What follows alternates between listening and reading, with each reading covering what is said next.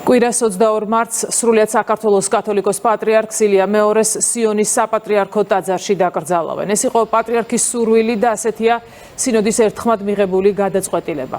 კათოლიკოს პატრიარქს მისთვის გამორჩეულად საყვარელ ტაძარში საკურთხევლიდან მარცხენა მხარეს განსაკუთრებულ სიწმინდეებს შორის დაკრძალავენ.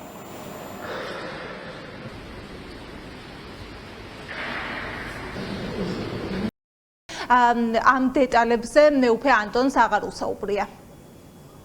ყველა საკითხი გადაწყვეტეთ თენჯის ხრით. Გაწარმოიშვა იქ აზრი, მე იმათ შორის ვიყავ, ვისაც სამებაში უნდა, მაგრამ იქ გამოვიდნენ ადამიანები, რომელთანაც პატრიარქს ჰქონდა ნათქვამი, რომ მას სურდა სიონში დაკრძალვა.